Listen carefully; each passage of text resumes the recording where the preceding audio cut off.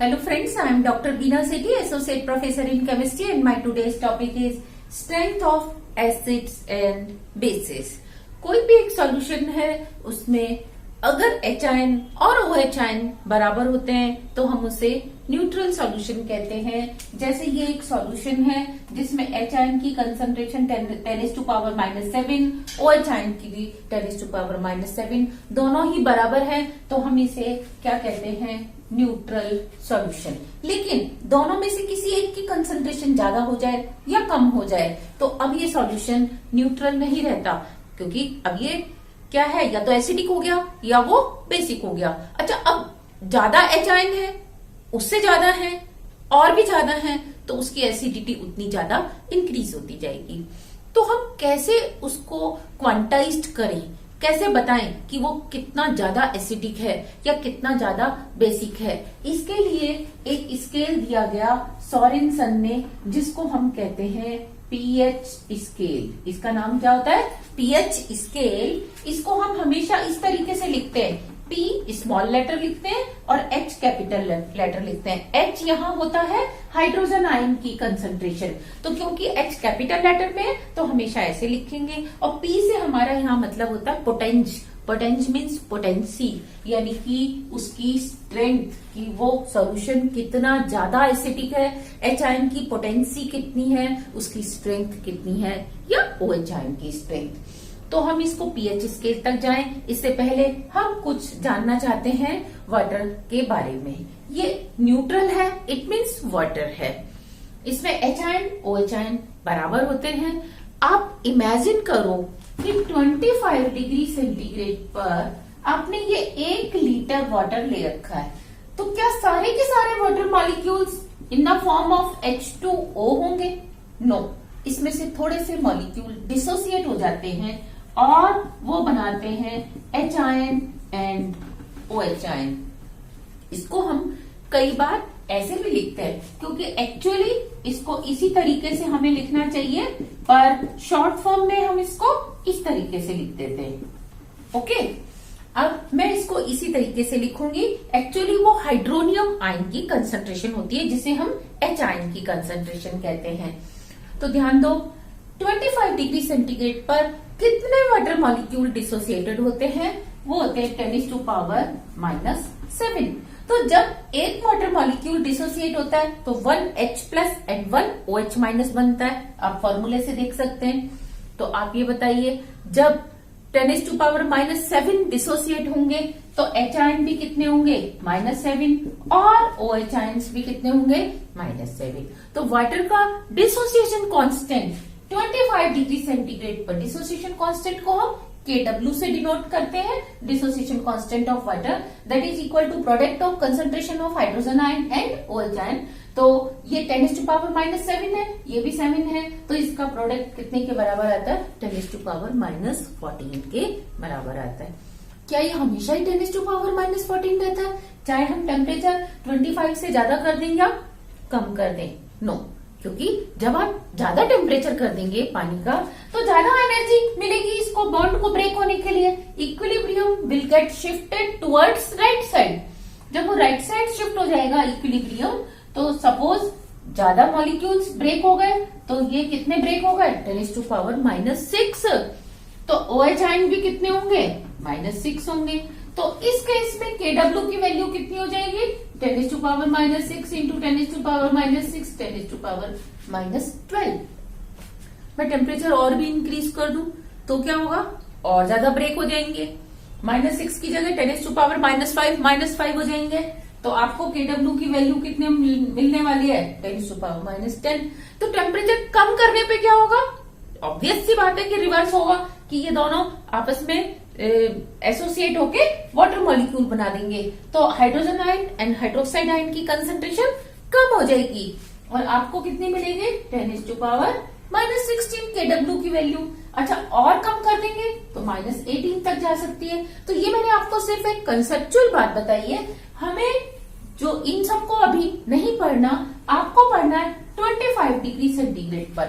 हम जितनी भी पीएच की कैलकुलेशंस करेंगे एसिडिटी बेसिसिटी की कैलकुलेशन करेंगे, वो सब करेंगे 25 डिग्री सेंटीग्रेड पर, यानी कि जब वाटर का डिसोसिएशन कांस्टेंट होगा 10⁻⁻14। तो अब हम देखते हैं कैसे with the help of this हम पीएच स्केल को ड्रॉ करें। देखिए हमने क्या किया, एक सॉल्यूशन लिया न्यूट्रल मीन्स प्योर वाटर लिया, उसमें हमने 10⁻⁻7 एच आयंस होंगे, उसमें 10⁻⁻7 ही ओ एच आयंस होंगे, तो उसका KW कितना होगा 10⁻14।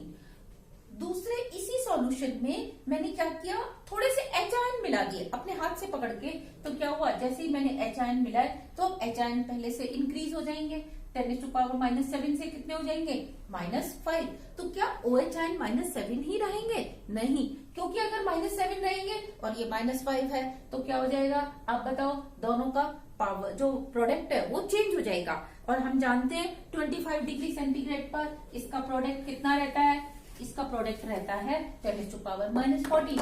तो इसीलिए एच आयन OH आयन के साथ मिलके क्या बना देते हैं H2O, तो OH आयन कम हो गए, और एच आयन के साथ मिलके क्या बना देते हैं, ज्यादा एच आयन इंक्रीज कर देते हैं, तो ये एच आयन की कंसंट्रेशन इंक्रीज हो गई, OH की डिक्रीज हो गई। अब अगर मैं इसमें और एच आयन मिला दूं तो क्या होगा 10⁻⁻1 और ये 10⁻13 हो जाएगी। अच्छा, मैं एच आयन की जगह अगर OH आयन और ऐड कर दूं तो क्या होगा कि OH आयन की इंक्रीज हो जाएगी और एच आयन की डिक्रीज हो जाएगी, लेकिन इन दोनों का प्रोडक्ट कितने रहने वाला है -14। अब मैं इसमें और ज्यादा OH मिला दूं तो क्या होगा 10⁻⁻1 और एच आयन और भी कम हो जाएंगे। तो आपने देखा कि ये तो न्यूट्रल था, लेकिन जिसमें थोड़े से OH आयन आए ये बेसिक हो गया, इसमें और ज्यादा OH आए तो ये स्ट्रॉन्ग बेसिक हो गया, इसमें एसिड है तो ये एसिडिक हो गया, एच आयन आने से, ज्यादा एच आयन आने से स्ट्रॉन्ग एसिड हो गया। तो 5 सॉल्यूशन को क्लासिफाई करना बस क्वाइट सिंपल कि ये स्ट्रॉन्ग एसिड है, स्ट्रॉन्ग बेस है, एसिडिक है, बेसिक है, न्यूट्रल है। लेकिन अगर हम चाहें तो इसके बीच में बहुत सारी कंसंट्रेशन के सॉल्यूशन बना सकते हैं। ऐसे इनके बीच में there are many solutions possible. और हमें जब माइनस की पावर के साथ डील करना होता है तो ज्यादातर स्टूडेंट्स गलती कर देते हैं। क्या गलती कर देते हैं कि वो ऐसे देखते हैं कि 5.5 इंटू 10⁻⁻5 और 6.5 इंटू 10⁻⁻6, तो वो देखते हैं ये बड़ा नंबर है तो ये ज्यादा कंसंट्रेशन है। तो माइनस की पावर में क्योंकि गलती के चांसेस ज्यादा होते हैं, इसीलिए सोरेनसन ने अपना एक स्केल दिया जिसको हम क्या कहते हैं पीएच स्केल। उन्होंने माइनस की पावर को कन्वर्ट किया प्लस में। कैसे कन्वर्ट किया, उन्होंने एक फॉर्मूला दिया, pH is equal to -log concentration of H ion. First solution जो आपका न्यूट्रल था उसमें 10⁻⁻7 है एच आयन कंसंट्रेशन। आप इसका लॉग लेंगे माइनस का, माइनस लॉगरिथम लेने पर माइनस की 7 पावर इधर आ जाएगी, माइनस से मल्टीप्लाई होके प्लस में हो जाएगा, और ये log 10 क्या होता है 1। तो आपका आंसर हो जाएगा 7 इंटू 1 इज इक्वल टू 7। तो पीएच होगी इस सॉल्यूशन की 7। अब अगर आप यहाँ -7 की जगह -9 रखते हैं, ये वाला सॉल्यूशन जिसमें एच आयन क्या है कम है, तो इसकी पीएच कितनी आ जाएगी 9 आ जाएगी। फिर -13 रखेंगे तो 13 आ जाएगी, -5 रखेंगे तो 5 आएगी पीएच, और -1 रखने पर 1 पीएच आ जाएगी। तो यहाँ आप नोटिस कर सकते हैं जैसे जैसे पीएच इंक्रीज हो रही है एसिडिटी डिक्रीज हो रही है। तो आप एक रिलेशन डेवलप कर सकते हैं। क्या रिलेशन डेवलप कर सकते हैं, एसिडिटी ऑफ सॉल्यूशन या एसिडिक स्ट्रेंथ या potency of solution is proportional to 1/pH। Inversely proportional है, पीएच जितनी ज्यादा है एसिडिटी उतनी कम है। अच्छा, आप एक और रिलेशन इसमें से डेवलप कर सकते हैं। क्या, बेसिसिटी क्या है proportional to pH. PH increase हो रही है देखो, तो वो सॉल्यूशन ज्यादा बेसिक है। आपने देखा ये स्ट्रॉन्ग बेसिक है और इसकी पीएच क्या थी कम थी, तो ये स्ट्रॉन्ग एसिडिक था। जैसे उन्होंने पीएच स्केल को बताया ठीक उसी तरह से उन्होंने पीओएच स्केल भी दिया था। पीओएच क्या होता है, पोटेंसी ऑफ हाइड्रोक्साइड आयन, ये क्या होगा माइनस लॉग OH आयन। तो जब OH आयन की कंसंट्रेशन -7 है तो लॉग वैल्यू क्या हो जाएगी इसकी +7, तो POH will be equal to 7। तो देखो इस सॉल्यूशन के लिए POH की वैल्यू आपको मिलेगी 7, लेकिन जिसके लिए OH आयन -5 है 10⁻⁵ उसकी POH 5 है, फिर जहां POH 10⁻⁻1 है वहां 1 है, और जहां -9 है तो वहां 9, और जहां -13 है पावर वहां 13। तो अब आप क्या यहाँ पे भी कोई रिलेशन देख पा रहे हैं? तो हम यहाँ रिलेशन देखते हैं POH के साथ एसिडिटी और बेसिसिटी का। एसिडिटी डायरेक्टली प्रोपोर्शनल है POH। देखो जैसे जैसे POH की वैल्यू इंक्रीज हो रही है 1, 5, 7, 9, 13, एसिडिटी क्या हो रही है इंक्रीज हो रही है, स्ट्रॉन्ग एसिडिक है, और basicity inversely proportional to POH। जैसे जैसे POH इंक्रीज हो रही है बेसिसिटी डिक्रीज हो रही है, और जैसे जैसे POH कम हो रही है बेसिसिटी इंक्रीज हो रही है। तो ये इसमें हम रिलेशन भी डेवलप कर सकते हैं। अच्छा, मैक्सिमम हम कितनी pH या कितनी POH देख सकते हैं? एक सॉल्यूशन की मैक्सिमम pH कितनी हो सकती है 25 डिग्री सेंटीग्रेड पे।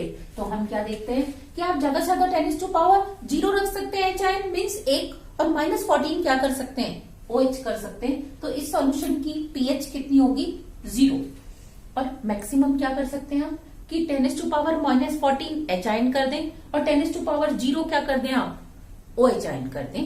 तो इसकी pH कितनी होगी आप बताओ? इसकी pH होगी 14, और इसकी pH कितनी होगी 0 होगी। तो इसका मतलब 0 से 14 तक pH स्केल चलता है। तो 0 से लेके 14 तक का स्केल दिया सोरेनसन ने। ये स्केल 25 डिग्री सेंटीग्रेड पे है। अगर टेम्परेचर ज्यादा होगा तो ये स्केल छोटा हो जाएगा, मतलब 14 से पहले ही खत्म हो जाएगा, और अगर टेम्परेचर कम है तो 14 से आगे 15, 16 तक भी ये स्केल जा सकता है, क्योंकि KW की वैल्यू ज्यादा हो जाएगी या कम हो जाएगी अकॉर्डिंगली टेम्परेचर के साथ। तो हमने देखा जिस सॉल्यूशन की pH 7 होती है वो क्या होता है न्यूट्रल होता है, और इसके लेफ्ट साइड पे सारे सॉल्यूशंस कैसे होते हैं एसिडिक होते हैं, और इसके राइट साइड पे सारे सॉल्यूशंस कैसे होते हैं बेसिक। बेसिक सॉल्यूशंस की pH 7 to 14 होगी, और एसिडिक सॉल्यूशन की pH 0 to 7 होगी। इसमें भी आपने ध्यान देना है जो 7 के क्लोज हैं ये वीक एसिडिक हैं, और जो 7 से दूर हैं वो स्ट्रॉन्ग एसिडिक हैं। सिमिलरली जो 7 के क्लोज इस साइड है वो क्या होंगे वीक बेसिक होंगे, और जो दूर होंगे वो क्या होंगे स्ट्रॉन्ग बेसिक होंगे। तो हम कह सकते हैं एक और इसमें लाइन ड्रॉ कर सकते हैं, लेफ्ट टू राइट क्या हो रहा है एसिडिटी डिक्रीज हो रही है, सॉल्यूशन की एसिडिटी डिक्रीज हो रही है, और बेसिसिटी क्या हो रही है इंक्रीज हो रही है। या इसका रिवर्स लिख सकते हैं right to left, acidity increase होती है और बेसिसिटी क्या होती है डिक्रीज होती है। तो friends this was the pH scale for acidic and basic solutions. Here we can see pH of some important solution which we interact with, which we interact in our day-to-day life. We should know the importance of pH in our day-to-day life. Gastric juices means जो हमारे digestive system में juices बनते हैं stomach में, intestine में, उनकी pH 1.2 होती है। इतना एसिडिक सॉल्यूशन होता है, इसीलिए खाना जल्दी डाइजेस्ट होता है। जो फूड है उसको ब्रेक करने के लिए, डाइजेस्ट करने के लिए हमें एसिड की जरूरत होती है, और वो pH 1.2 होता है गैस्ट्रिक जूसेस का। Next lemon juice. Lemon juice आप सब जानते हैं वो खट्टा होता है, तो उसकी pH होती है 2.2।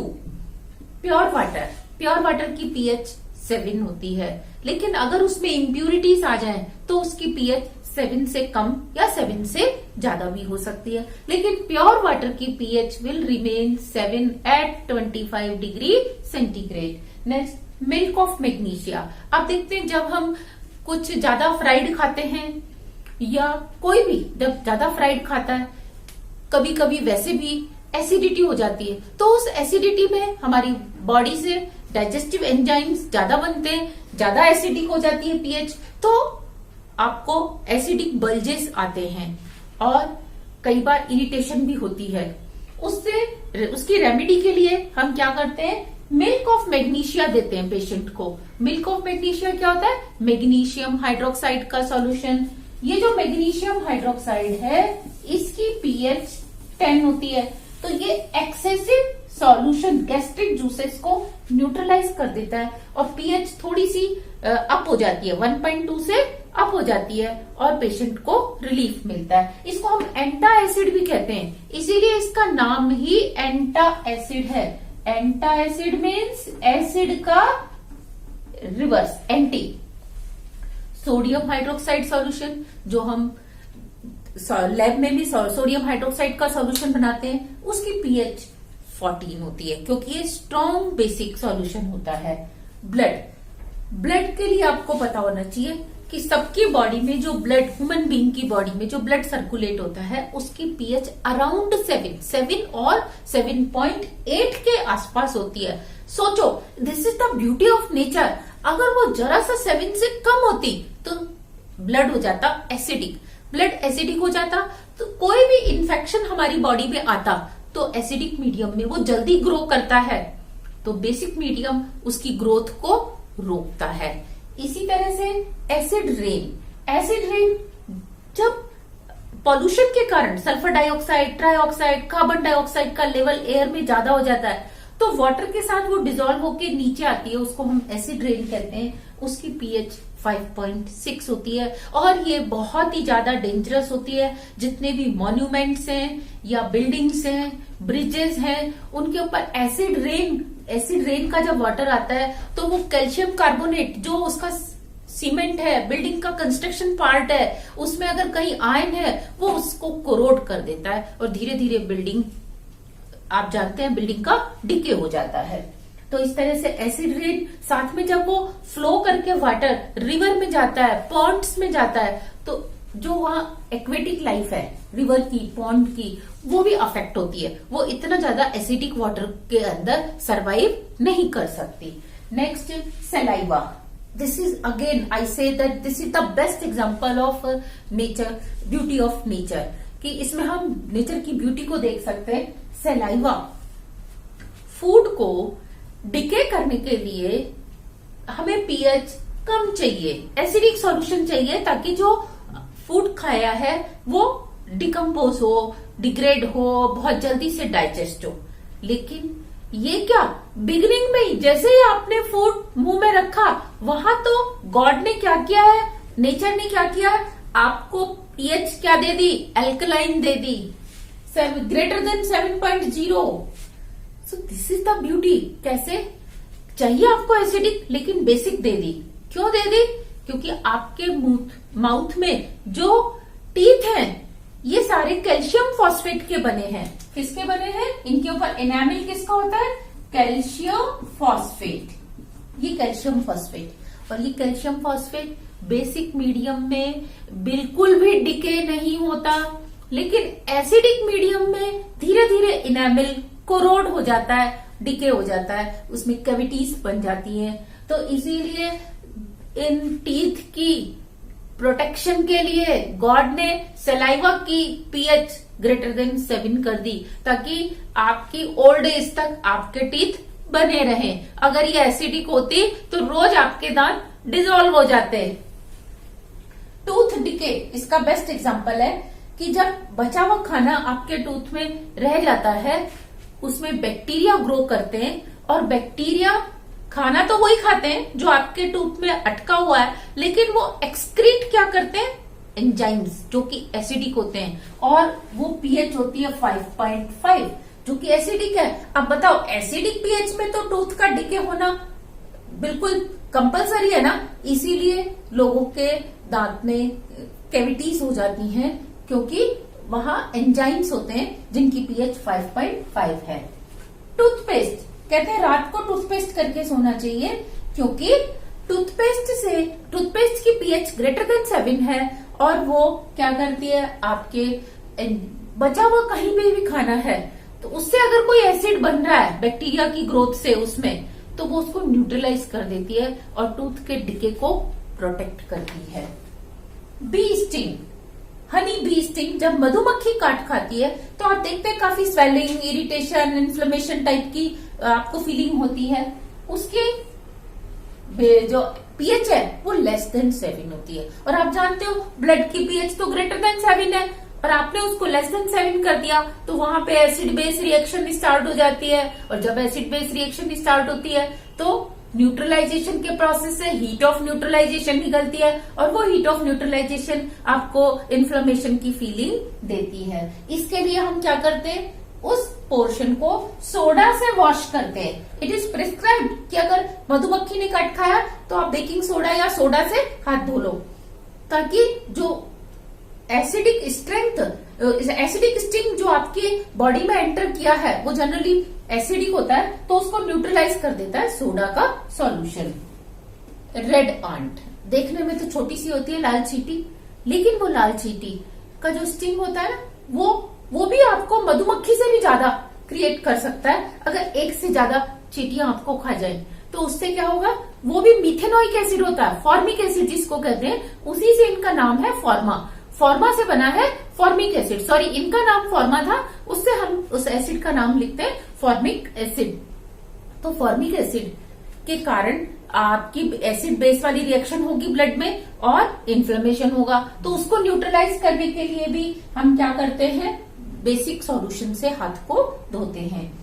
नेटल लीव्स, ये एक प्लांट होता है जो कि थोड़ा सा टॉक्सिक होता है, पॉइजनस होता है। इसकी लीव्स गलती से भी टच कर जाए तो मिथेनोइक एसिड आपकी बॉडी में एंटर कर जाता है और बहुत बुरी तरह से इन्फ्लेमेशन होता है। लेकिन नेचर की ब्यूटी देखिए कि जहां पे भी नेटल लीव्स होती हैं, नेटल लीव का प्लांट होता है, वहीं उसके पीछे बिल्कुल साइड में क्या होता है, डॉग प्लांट होता है, और डॉग प्लांट की लीव्स में बेसिक एक्सट्रैक्ट होता है, बेसिक सॉल्यूशन होता है। तो ये कहा जाता है कि अगर आपका हाथ नेटल लीव से टच कर गया तो तुरंत उसके पास वाले पेड़ की पत्तियों को तोड़ के रब कर लीजिए। रब करने से क्या होगा, आपका जो इन्फ्लेमेशन है वो न्यूट्रल हो जाएगा और इरिटेशन नहीं होगी। So these are some important solutions जिनसे हम डे टू डे लाइफ में इंटरेक्ट करते हैं।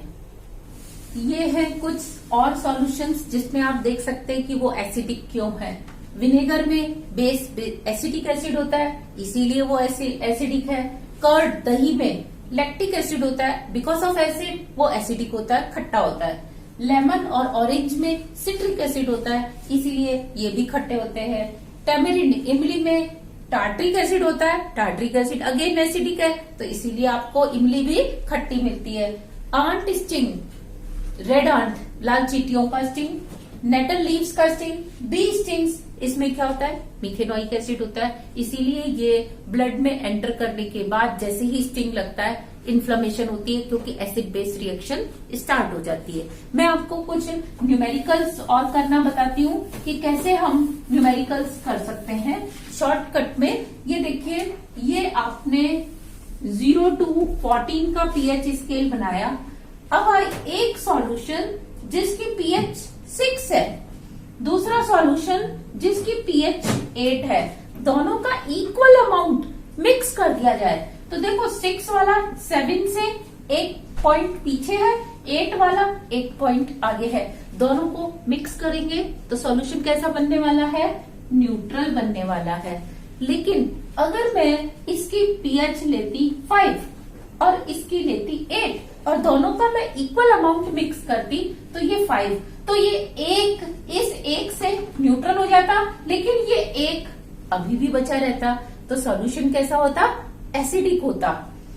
अगर मैं एक और कॉम्बिनेशन लूं कि इसका तो लूं 5 और इसका मैं लूं 10, क्या होने वाला है कि 5 मतलब 7 6 ये 5, तो इसकी पीएच 5 है, मीन्स 2 यूनिट पीछे है, और इसकी पीएच 10 है। 1 2 3 4 7 है, 8 9 10, तो देखो 2 यूनिट से ये 2 यूनिट पॉइंट कैंसिल हो जाएंगे, लेकिन ये 1 पॉइंट अभी भी बचेगा।